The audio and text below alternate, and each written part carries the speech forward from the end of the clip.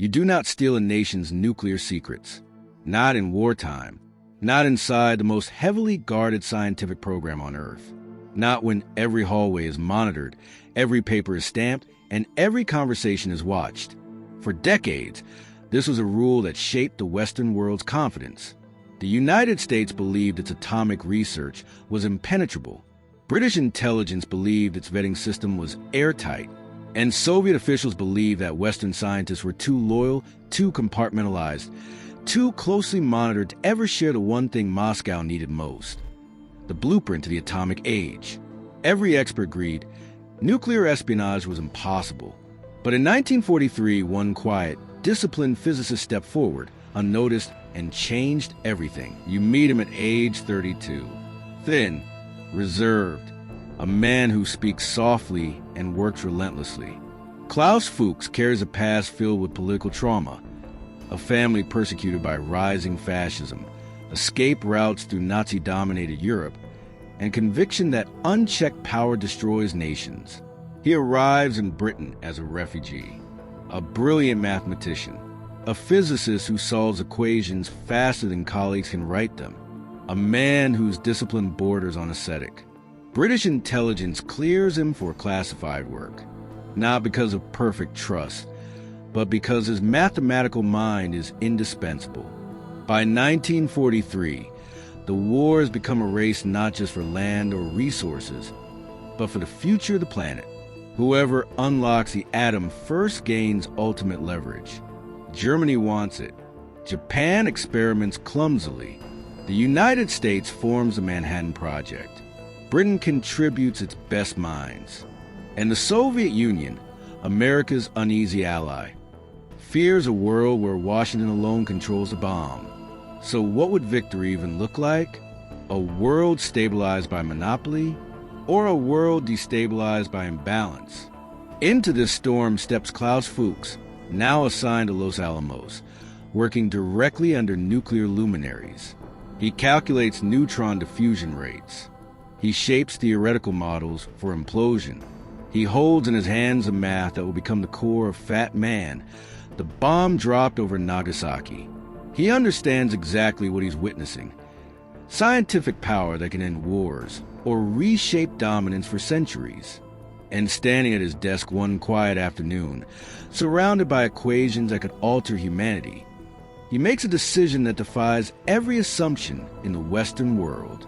He begins with numbers, not documents, not photographs, not blueprints stuffed into jackets. Pure numbers. He memorizes diffusion constants. He internalizes the compression ratios needed for precise implosion. He studies yield projection curves with the focus of a man committing scripture to memory. He writes them down later, far away from Los Alamos, in small, meticulous handwriting. 9 pages, then 13, then 20, dozens of equations, diagrams, and notes. You can almost hear the scratch of the pencil on paper. Quiet, unremarkable, lethal. Each drip of information moves through discrete channels. Courier routes from New Mexico to Santa Fe. Contact in Santa Fe to Santa Fe's rail network. From there to New York. Then by diplomatic pouch to Moscow.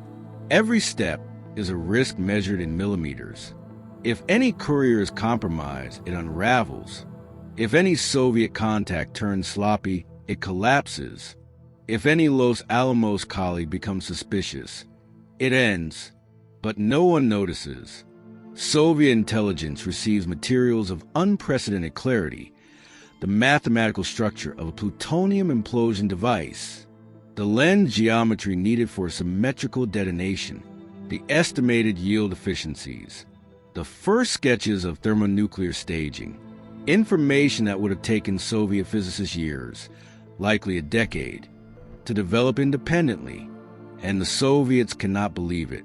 When the first reports arrive, senior intelligence officers question the authenticity. They suspect a Western trap. They assume no single man could gather such a complete picture without detection. But the numbers check out. The math is perfect. Still, the intelligence chiefs wonder, How is he doing this? How is a single physicist bypassing the most secure scientific program ever built? Meanwhile, Los Alamos tightens security. More guards, more compartmentalization, more eyes watching. And yet Fuchs continues. He approaches a Soviet contact with another 8 pages, this time detailing the initiator assembly and tamper composition. A countdown begins, unspoken. 5 months until Trinity. 3 months. 6 weeks. The USSR receives envelope after envelope, each filled with more astonishing technical insight. Then comes the moment of near disaster. A courier scheduled to transport a packet from New Mexico to New York disappears for 36 hours. No messages, no updates, no confirmation. He made the handoff. For 2 days, Moscow assumes the network is burned. For 2 days, Fuchs waits, unable to breathe normally, unable to return to the rhythm of equations. If he's exposed, the consequences are immediate. Imprisonment, execution, disgrace. On the 3rd day, word arrives. The courier had simply missed a connection. The packet is safe. The channels remain intact. He returns to work. The Trinity test detonates on July 16, 1945, producing a yield of roughly 21 kilotons. Within days, Fuchs communicates the detailed results: blast radius, efficiency, and post-detonation analysis. This is the moment. This is a revelation that shatters Soviet disbelief. They finally understand. One man is providing them not scraps, not fragments, but the entire architecture of the atomic bomb. If you find this kind of forgotten history as fascinating as we do, we'd be honored if you hit that subscribe button. We believe these stories of genius and consequence deserve to be told.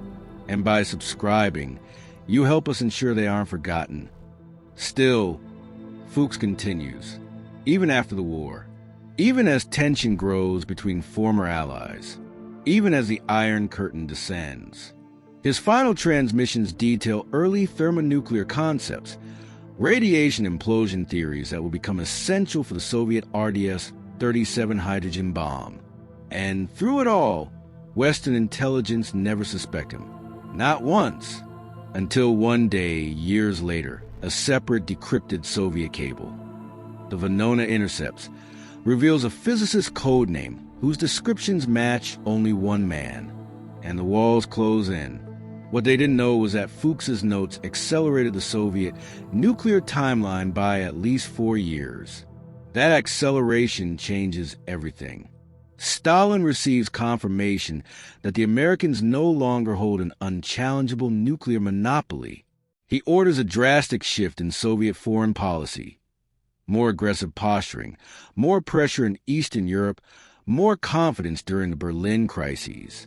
The United States responds by expanding its own arsenal from 13 nuclear weapons in 1947 to over 1,000 by 1953. This arms race becomes a defining tension of the Cold War. Diplomats realized later that without Fuchs, the Soviets might not have tested their first bomb until the mid-1950s. The Korean War calculations change. NATO strategies change. U.S. intelligence priorities shift forever. But the true impact wouldn't be understood until decades later, when historians realized that a single physicist's quiet choices created one of the most rapid technological equalizations in human history.